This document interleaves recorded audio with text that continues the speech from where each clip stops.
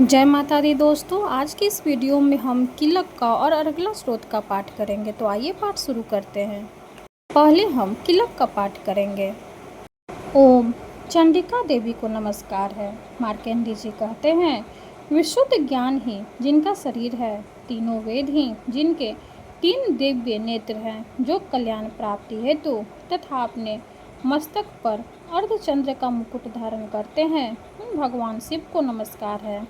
मंत्रों का जो अभिकिलक है, अर्थात मंत्रों की सिद्धि में विघ्न उपस्थित करने वाले शाप रूपी किलक का जो निवारण करने वाला है, उस सप्तशती स्रोत को संपूर्ण रूप से जानना चाहिए और जानकर उसकी उपासना करनी चाहिए। यद्यपि सप्तशती के अतिरिक्त अन्य मंत्रों के जप में भी जो निरंतर लगा रहता है, वह भी कल्याण का भागी होता है। उसके भी उच्चारण आदि कर्म सिद्ध होते हैं तथा उसे भी समस्त दुर्लभ वस्तुओं की प्राप्ति हो जाती है। तथापि जो अन्य मंत्रों का जप न करके केवल इस सप्तशती नामक स्रोत से ही देवी की स्तुति करते हैं, उन्हें स्तुति मात्र से ही सच्चिदानंद स्वरूप में देवी सिद्ध हो जाती है। उन्हें अपने कार्य की सिद्धि के लिए मंत्र, औषधि तथा अन्य किसी साधन के उपयोग की आवश्यकता नहीं रहती। बिना जप के ही उनके उच्चारण आदि समस्त अभिचारिक कर्म सिद्ध हो जाते हैं। इतना ही नहीं, उनकी संपूर्ण अभीष्ट वस्तुएं भी सिद्ध होती है। लोगों के मन में यह शंका थी कि जब केवल सप्तशती की उपासना अथवा सप्तशती को छोड़कर अन्य मंत्रों की उपासना से भी समान रूप से सब कार्य सिद्ध होते हैं, तब इनमें श्रेष्ठ कौन सा साधन है। लोगों की इस शंका को सामने रखकर भगवान शंकर ने अपने पास आए हुए जिज्ञासाओं को समझाया कि वह सप्तशती नामक संपूर्ण स्रोत ही सर्वश्रेष्ठ एवं कल्याणमय है। तदंतर भगवती चंडिका के सप्तशती नामक स्रोत को महादेव जी ने गुप्त कर दिया। सप्तशती के पाठ से जो पुण्य प्राप्त होता है, उसकी कभी समाप्ति नहीं होती, किंतु अन्य मंत्रों के जप जन्य पुण्य की समाप्ति हो जाती है। अतः भगवान शिव ने अन्य मंत्रों की अपेक्षा जो सप्तशती की श्रेष्ठता का निर्णय किया है, उसे यथार्थ ही जानना चाहिए। अन्य मंत्रों का जप करने वाला पुरुष भी यदि सप्तशती के स्रोत को जप का अनुष्ठान कर ले, तो वह भी पूर्ण रूप से ही कल्याण का भागी होता है। इसमें तनिक भी संदेह नहीं है। जो साधक कृष्ण पक्ष की चतुर्दशी अथवा अष्टमी को एकाग्रचित होकर भगवती की सेवा में अपना सर्वस्व समर्पित कर देता है और फिर उसे प्रसाद रूप से ग्रहण करता है, उसी पर भगवती प्रसन्न होती है, अन्यथा उनकी प्रसन्नता नहीं प्राप्त होती। इस प्रकार सिद्धि के प्रतिबंधक रूप कील के द्वारा महादेव जी ने इस स्रोत को किलित कर रखा है। जो पूर्वोक्त रीति से निष्किलीन करके इस सप्तशती स्रोत का प्रतिदिन स्पष्ट उच्चारण पूर्वक पाठ करता है, वह मनुष्य सिद्ध हो जाता है। वही देवी का पार्षद होता है और वही गंधर्व भी होता है। सर्वत्र विचरते रहने पर भी इस संसार में उसे कहीं भी भय नहीं होता। वह अपनी मृत्यु के वश में नहीं पड़ता तथा देह त्यागने के अंतर्गत मोक्ष प्राप्त कर लेता है। यह निष्किलन अथवा शापोद्वार का ही विशेष प्रकार है। भगवती का उपासना उपयुक्त तिथि को देवी की सेवा में उपस्थित हो अपना न्यायोपार्जित धन उन्हें अर्पित करते हुए एकाग्रचित से प्रार्थना करें, माता आज से यह सारा धन तथा अपने आप को भी मैं आपकी सेवा में अर्पण कर दिया। इस पर मेरा कोई स्वत्व नहीं रहा। फिर भगवती का ध्यान करते हुए यह भावना करें, मानो जगदम्बा कह रही है, बेटा संसार यात्रा के निर्वाहात तू मेरा यह प्रसाद रूप धन ग्रहण कर। इस प्रकार देवी की आज्ञा सिरोधार्य करके उस धन को प्रसाद बुद्धि से ग्रहण करे और धर्मशास्त्रोक्त मार्ग से उसका सद्व्य करते हुए सदा देवी के ही अधीन होकर रहे। यह दान प्रतिग्रह करण कहलाता है। इससे सप्तशती का शापोद्वार होता है और देवी की कृपा प्राप्त होती है।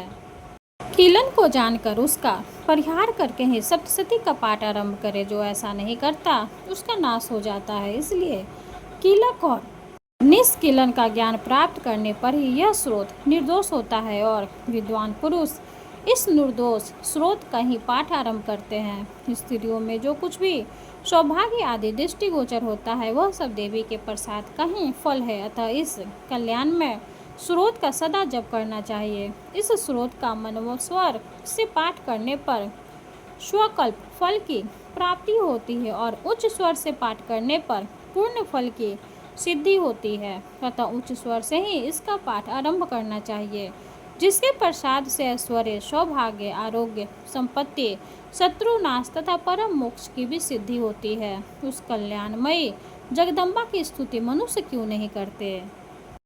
किलकम का पाठ पूरा हुआ। जय माता दी। अब हम अर्गला स्रोत का पाठ करेंगे। ओम चंडिका देवी को नमस्कार है। मार्कंडेय जी कहते हैं, जयंती, मंगला, काली, भद्रकाली, कपालिनी, दुर्गा, क्षमा, शिवा, धात्री, स्वाहा और स्वधा इन नामों से जयति सर्वोत्कृष्ट वर्तते इति जयंती सबसे उत्कृष्ट एवं विजयशालिनी मंगलम जन मरणादिरूपण शरणं भक्ताना लाती हिरणानी नाश्यति या स मंगला मोक्षप्रदा, जो अपने भक्तों के जन्म मरण आदि संसार बंधन को दूर करती है, उन मोक्षदायिनी मंगलमय देवी का नाम मंगला है। कलयति बच्यति प्रलय काले सर्वम इति काली, जो प्रलय काल में संपूर्ण सृष्टि को अपना ग्रास बना लेती है वह काली है।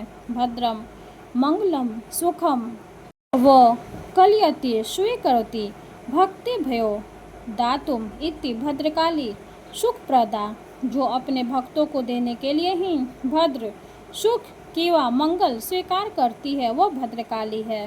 हाथ में कपाल तथा गले में मुंडमाला धारण करने वाली दुखेन अष्टांग योग कर्मो पासना रूपेण कलेशेन गम्यते प्राप्ते या सा दुर्गे, जो अष्टांग योग कर्म एवं उपासना रूप दुष्यान साधन से प्राप्त होती है वो जगदम्बिका दुर्गा कहलाती है।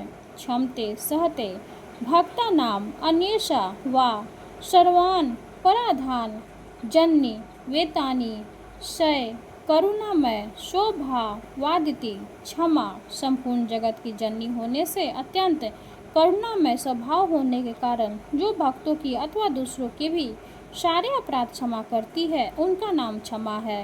सबका शिव अर्थात कल्याण करने वाले जगदम्बा को शिवा कहते हैं। संपूर्ण प्रपथ को धारण करने के कारण भगवती का नाम धात्री है। रज्ज्वा रूप से यज्ञ भाग ग्रहण करके देवताओं का पोषण करने वाली, स्वाधा रूप से श्राद्ध और तर्पण को स्वीकार करके पितरों का पोषण करने वाली प्रसिद्ध जगदम्बिके, तुम्हें मेरा नमस्कार है। देवी चामुंडे तुम्हारी जय हो। संपूर्ण प्राणियों की पीड़ा हरने वाली देवी तुम्हारी जय हो। सबको व्याप्त रखने वाली देवी तुम्हारी जय हो।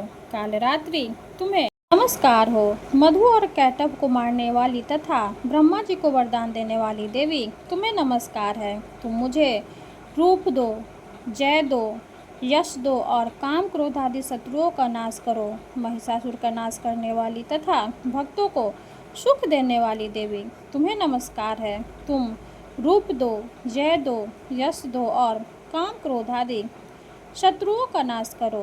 रक्त बीज का वध और चंड मुंड का विनाश करने वाली देवी तुम रूप दो, जय दो, यश दो और काम क्रोध आदि शत्रुओं का नाश करो। शुंभ और निशुंभ तथा धूम्रलोचन का गर्दन करने वाली देवी तुम रूप दो, जय दो, यश दो और काम क्रोध आदि शत्रुओं का नाश करो। सबके द्वारा वंदित युगल चढ़ने वाली तथा संपूर्ण सौभाग्य प्रदान करने वाली देवी तुम रूप दो, जय दो, यश दो और काम क्रोध आदि शत्रुओं का नाश करो।